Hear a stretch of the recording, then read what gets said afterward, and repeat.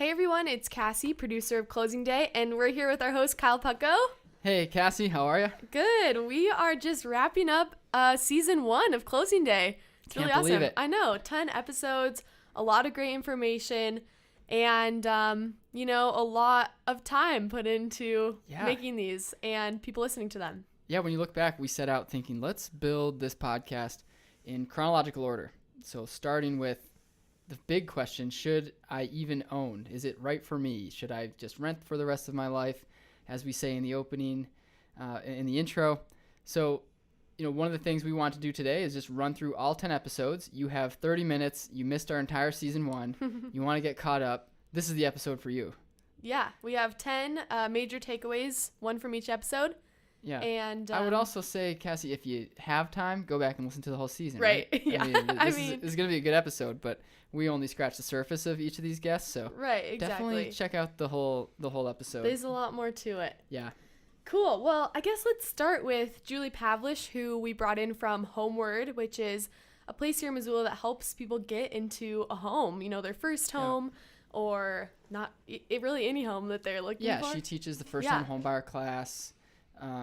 Or is it called first-time home buyer? She had a different name for it. Yep, first-time home buyer. Yep, okay. Not home buying. That's right. That was the correction. Because you're teaching the people. They're teaching the people. Yeah, exactly. So to me, that was a really great first episode, introduction to home buying, because it doesn't kick off and say, here's how you get started with purchasing a home.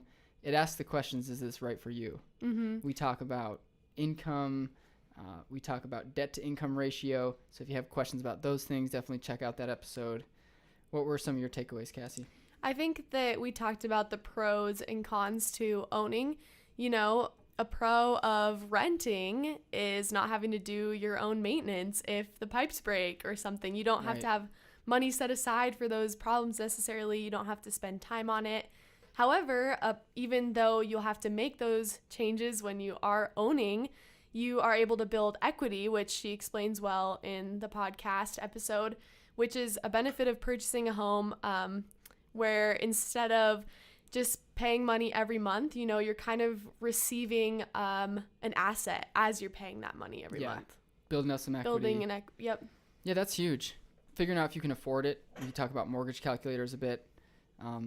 So if you haven't listened to that episode 1, season 1, check it out. Yeah.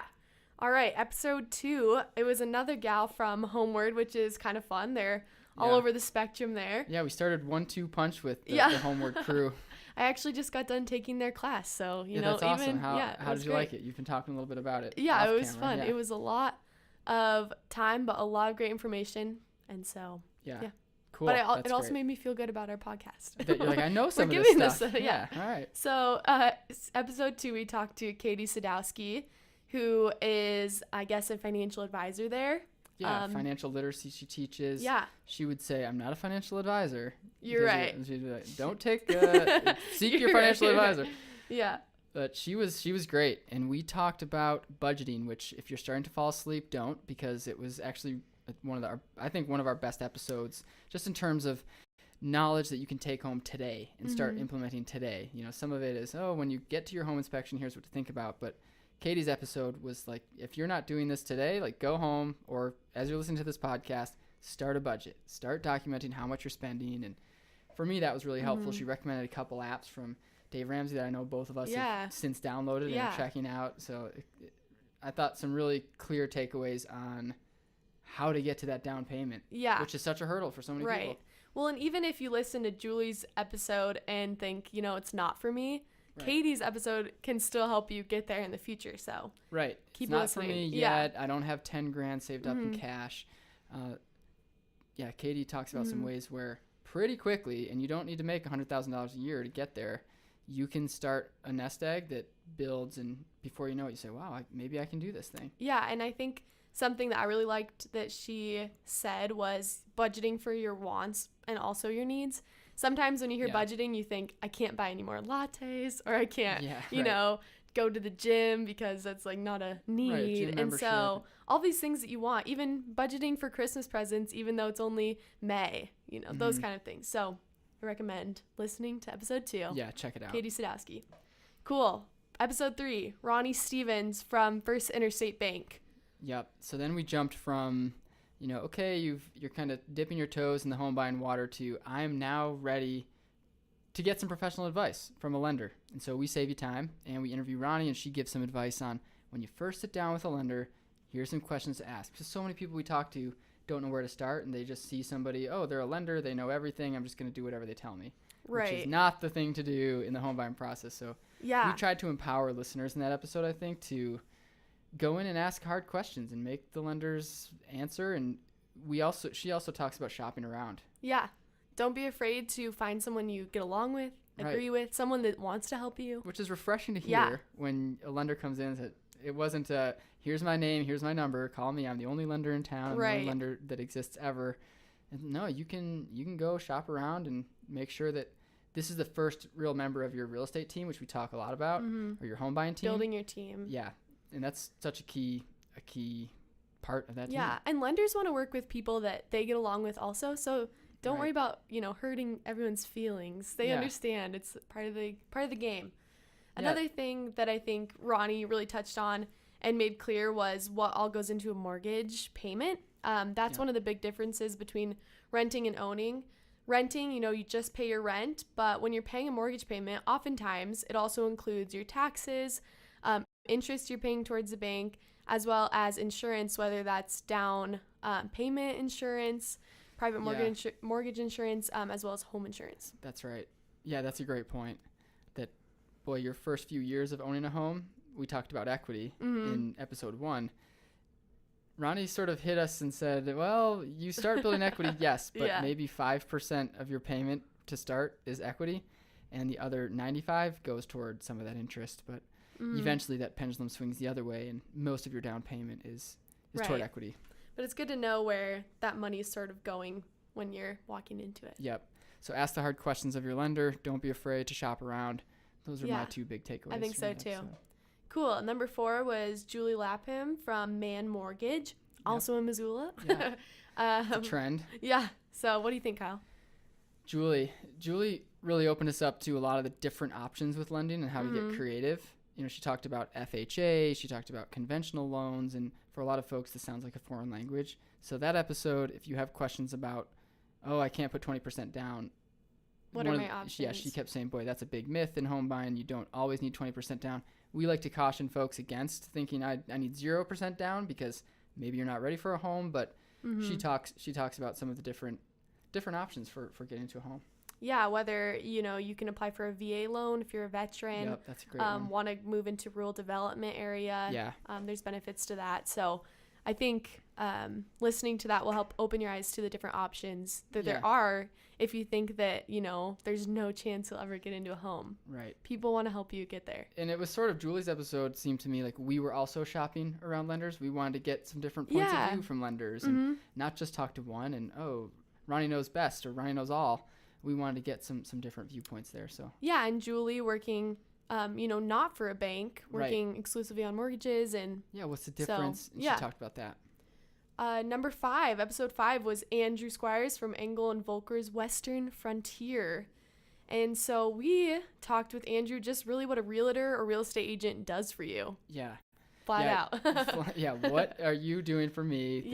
How can you help me? And I think the answer was a lot. Yeah. That you don't want to go it alone. Again, this is maybe the second piece, or for some, it's the first piece of their home buying team. And this is the person that's going to be with you when you go look at homes. If it's not maybe an open house, they're going to be the people that look at your budget, that ask you the questions about what are must-haves, what are you willing to be flexible on. If you say my budget's $100,000 and I must have 5 bedrooms, 4 baths, they're going to help bring you down to earth. Right. He talked about some examples where he's had to do that. And we talked about how does a real estate agent get paid and what does that transaction look like? Yeah. And do you owe money in that transaction? Totally. Because people don't know how that works. If you want to hear about getting free stuff, listen to this episode because, usually the seller pays a lot of the real estate costs. And that's right. The awesome thing is up to this point, pretty much everyone we've talked to, lenders, realtors, you haven't paid anyone yet. I haven't paid a dollar. You are just exploring the process and everyone's just joining on your team for the long haul. That's a great point. Yeah. We're through episode 5 and you haven't opened your wallet. Yeah, except for to put it in your savings account. That's exactly right. Good point. But yeah, you haven't paid anyone else. Yeah. So I think that's really exciting news, and something that is a good takeaway from episode 5. Yeah. Number 6 was Kathy Swafford from Missoula Mortgage. So this is another, I want to say lender, but she is actually a broker. So that's one thing that I learned is there's a difference. We talked to a broker. Right. Who would have thought that's a thing we could do? Right. So what Kathy said is she doesn't have the money, but she knows where to find it. So that's just another option when you're going to look for different types of lending. Yeah, we talked a little bit about interest rates in this episode. I think we spent a lot of time here. Yeah. You hear, oh, interest rates are low, you should buy a home. What the heck does that mean? Right. And we talked about interest rates right now are somewhere at like 4.5 to 5%. That means the money that you have to pay back. So you borrow 100%, or you borrow $100,000, you're paying that money back at 5% interest. And if that goes up, buying a home becomes more expensive. But the strange part that we learned in this episode was that number, you can't go to a lender and say, oh, what's the rate today? And they might tell you, well, what's your credit score and what time of day is it? And it felt to me like, what way is the wind blowing? Right. That's still. What color is your shirt? Yeah, what color are your shirt are you wearing? And so we really tried to navigate that. And to this day, I think the takeaway was it just depends. It depends on your credit score. It depends on where you're located. It depends on a bunch of different things that why we're building this podcast. Yeah, and shopping around. Yeah, it's important to shop around.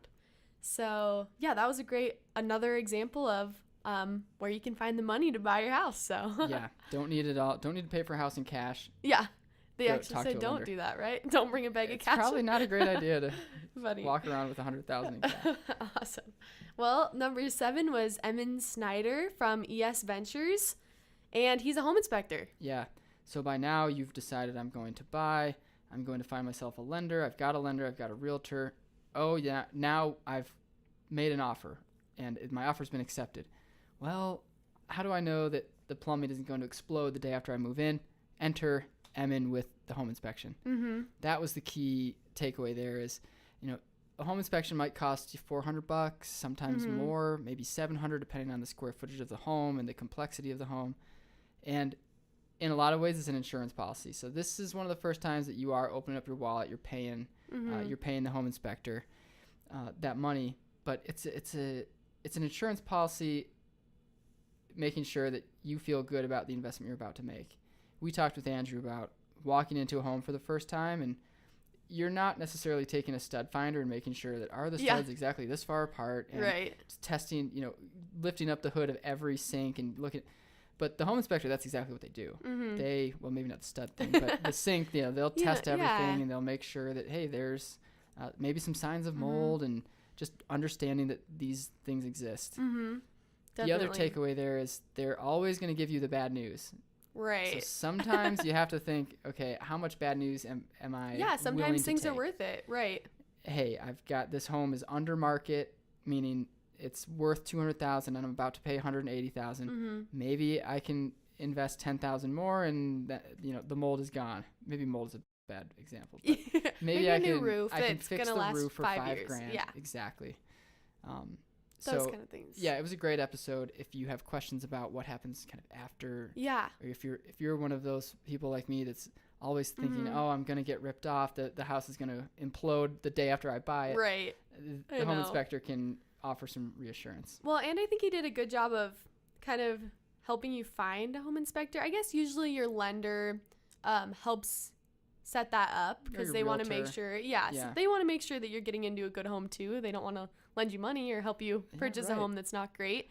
However, it is important to make sure that your home inspector is qualified, I guess, because he said in Montana specifically there aren't any real qualifications. Anyone could just walk up and say, hey, I'm going to be a home inspector today. Right. Sorry, Kyle, no more podcasts for me. Right. So it is important to make sure that you're finding someone that's going to tell you the most bad news. I guess. I don't know. The most professional bad news they can. Yep. That's a great point. Yeah.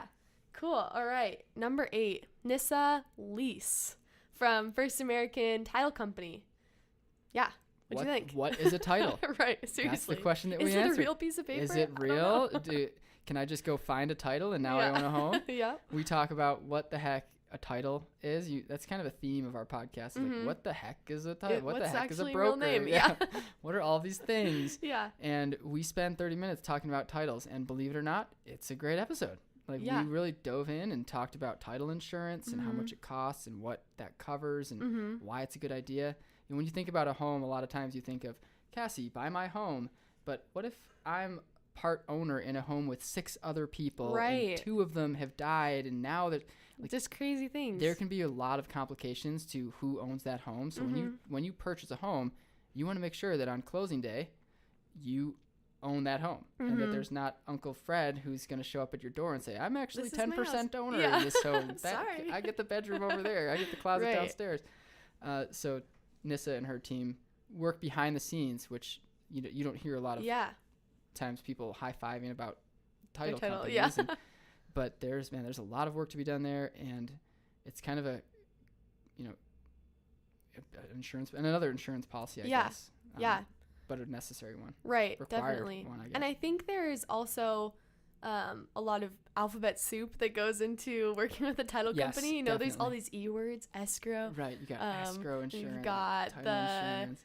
Earnest money, and all of these write things this check that here no one and knows that what check it's called. there, and sign this paper. So we talk about, hey, before you sign 100 things, go in and listen to that episode, and you'll feel better about what you're signing and what you're getting yourself into. Yeah, and I think that is an episode too that especially has valuable show notes to look at as you're watching or after. A lot of great information about different words and what they mean. Good tip. Yeah, check it out. And for all our episodes, really, show notes. Even if you don't have time to listen to the podcast, check out the show notes. Articles, or if you can't listen because like you're not allowed to wear headphones at work or something, then you can read the show notes. Yeah, there you go.